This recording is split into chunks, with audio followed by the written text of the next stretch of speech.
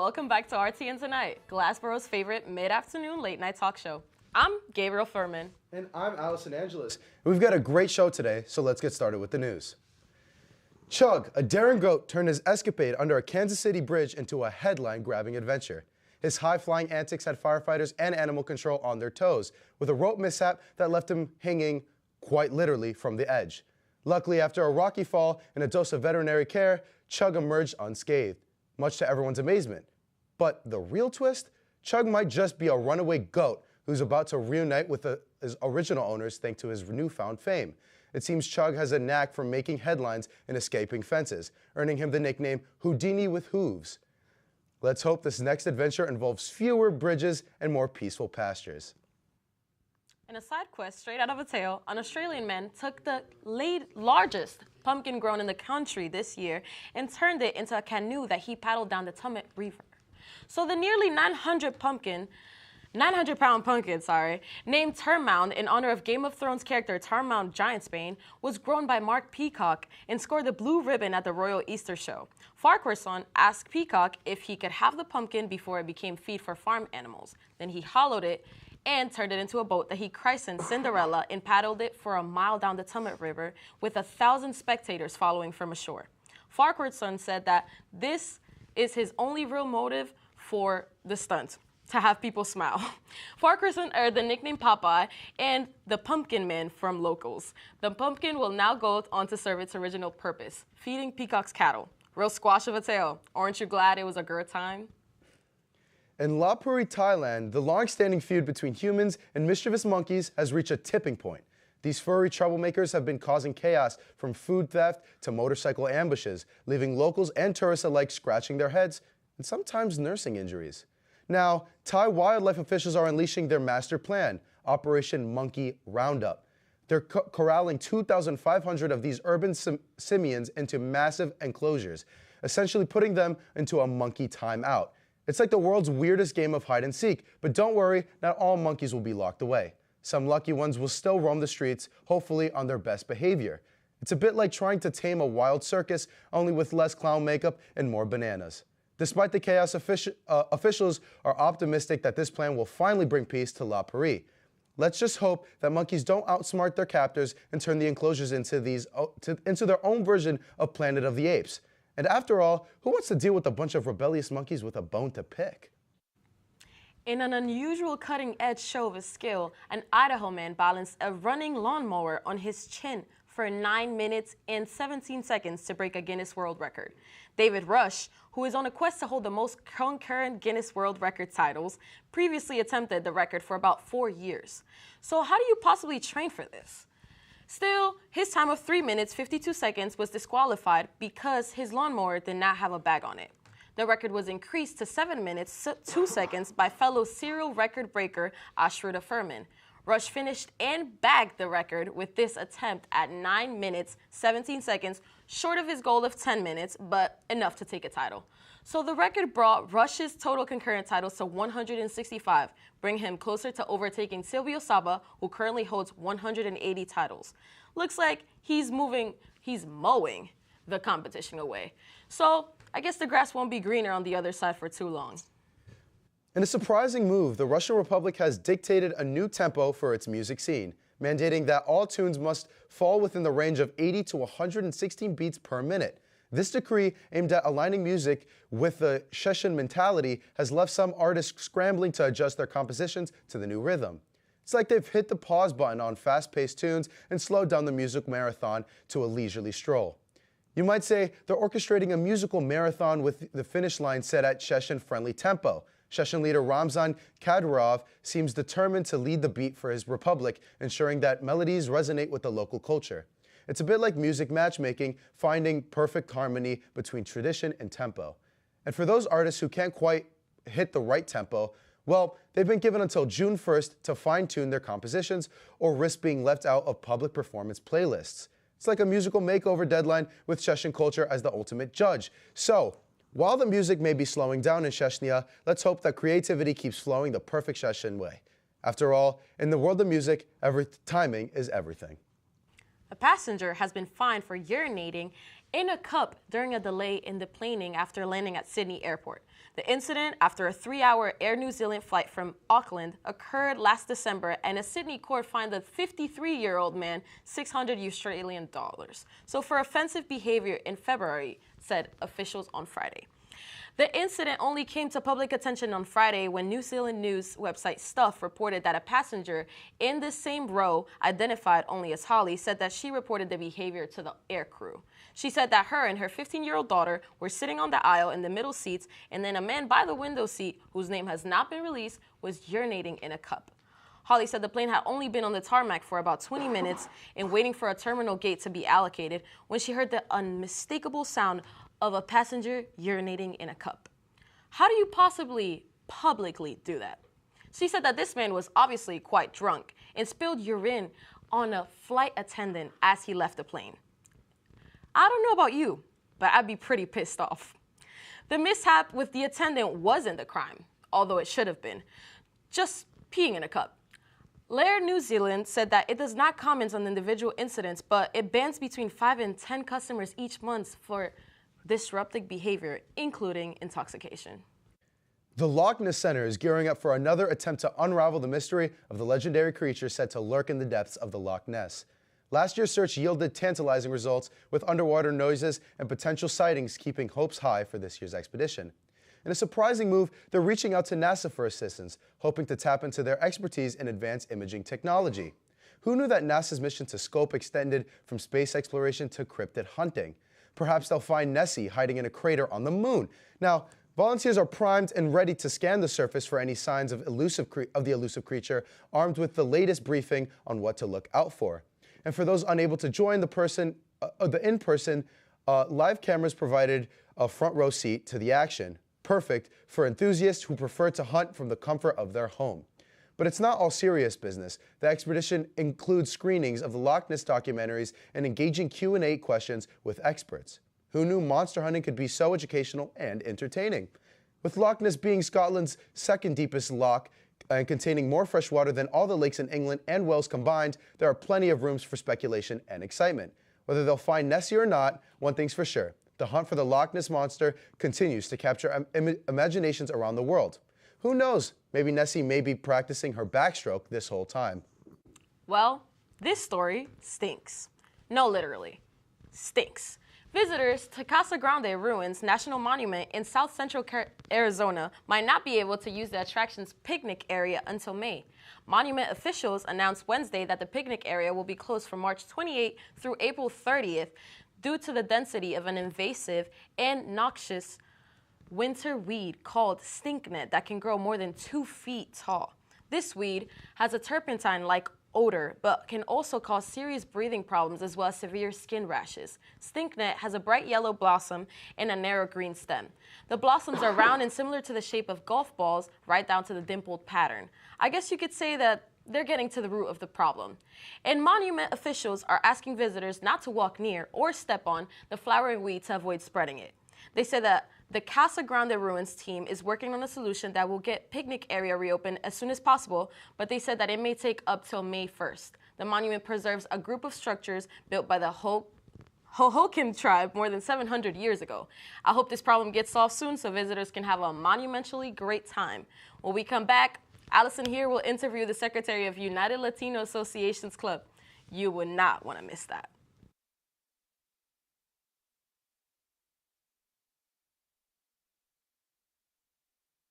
Hi, I'm Billy Utensils. Are you tired of using forks all the time for eating cereal? Well, guess what? They're trash, garbage, get it out of here. Boy, do I have the product for you. My newest invention, a spoon. And guess what? These things, only $39.99. But if you order now, I'll throw in a second one for only an additional $38.99. Wow, what a great deal. Order a spoon today. Cut. What the fuck? Boom guy, take 5. Taking 5. Billy, we talked about this. What's the problem? Spoons already exist. Since when? Since forever, Billy. Forever. No. Billy, I went to Freshens this morning. They gave me a spoon. They had extras. I didn't even want it.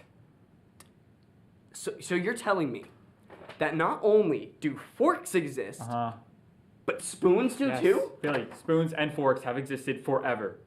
Man. I wish there was, a mixture of, oh my No, God. no. Did somebody say boom?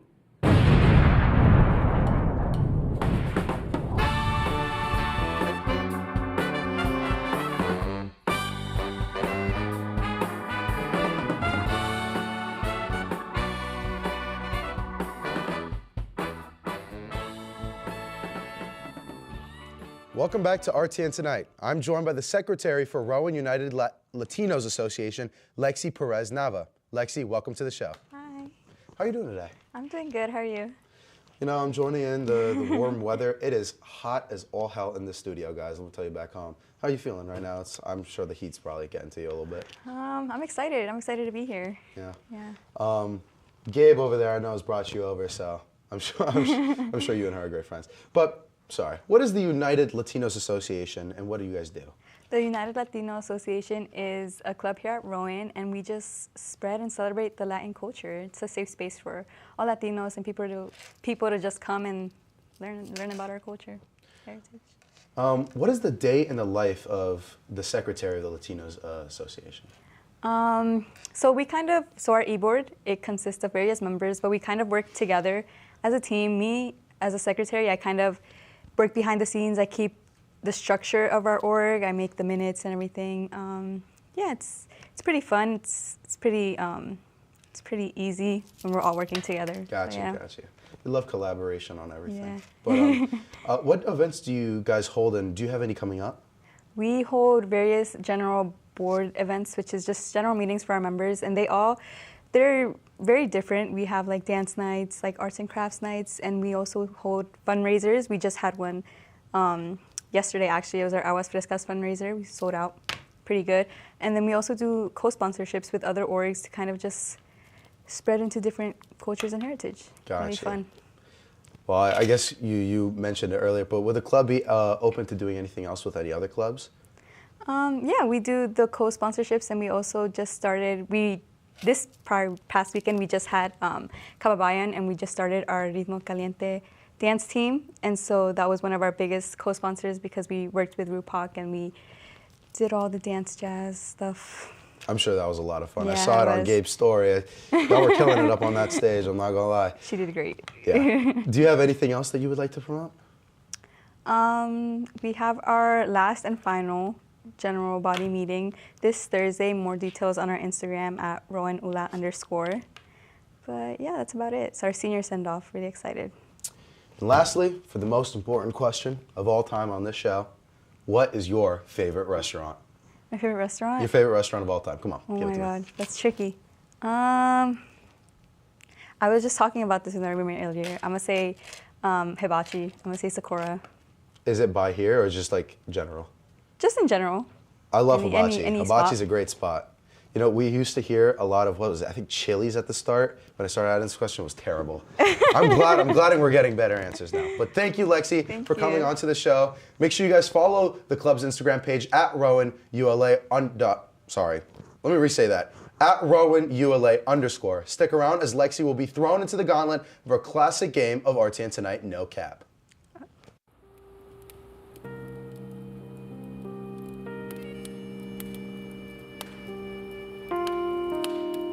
Hello, hola, bonjour, and good tidings from your host, Cornelius Bradford, with Story Time with RTN Tonight. Today, I will be given 3 random words in which I have to put into a story within a minute. I worry for my own sanity. Let's begin.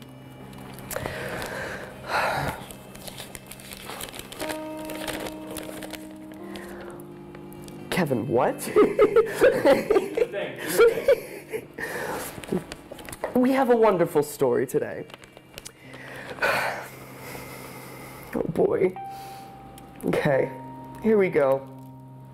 So, it was a wonderful day in the Mushroom Kingdom where our favorite hero, Mario, accidentally transported into the real world. And who did he meet? But the famous and glorious man himself, Kanye West. Together, Mario and Kanye went to so many adventures. So many. And even, Mario's Italian, so Kanye enjoyed some Mushroom Kingdom pasta. And the thing is they grew to have feelings for one another. After Kanye and Kim K, they broke up, Kanye's heart was in shatters, and Mario, he filled that void. Him and his delicious pasta. And they fell in love, and they galloped within Bowser's castle, and all of the different, thank God. Have a great day, and thank you for joining us for Story Time with RTN tonight.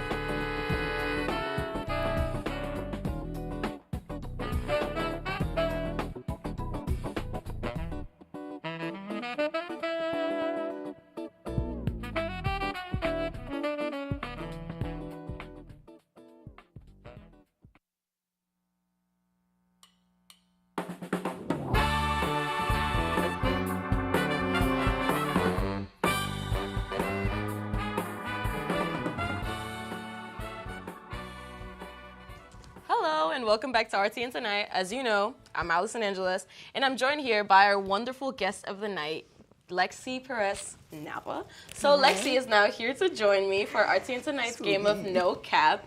To give you a recap of the game, a timer will start when I ask the first question, and then from there you will have to answer 20 opinionated questions as fast as possible. Okay. After that, we will match your time with next week's guest, and we will see who went faster. Lexi, are you ready to play a game of No Cap? I'm scared, but I'm ready. All right, you got this, you got this. I believe in you. Ready? Yes. Set, go. Lose your eyesight or lose your hearing? Hearing. Spider-Man or Batman? Batman. Eat cake that tastes like poop or poop that tastes like cake? Cake. Film or photography? Photography. Chili's or Applebee's? Chili's. Spotify or Apple Music? Apple Music. Does Arby's have the meats? No. Be able to fly or read minds? Read minds. Beach trip or hiking trip? Beach. Could Jack have been saving the Titanic? Yes, 100%. Do you wear wigs? No. Have you worn wigs? Will you wear wigs? I might. Ranch or blue cheese? Blue cheese. Flats or drums? Flats. Drake or Kendrick? Drake. Is water wet? Yes. No. Step on a pile of Legos or get scooter razored? Legos. Apple or Android? Apple. Skyscraper or bunker? Skyscraper. Wow, 47 seconds and 55. That's your official time right there. I think you did amazing. Do you think you will beat next week's guest? I hope so. I think you will. Thank you got a so much little for tricked coming, Lexi. Thank you for And thank you having to our me. audience for tuning in to RTN tonight. I'm Allison Angeles. Have a great night, Glassboro. Bye.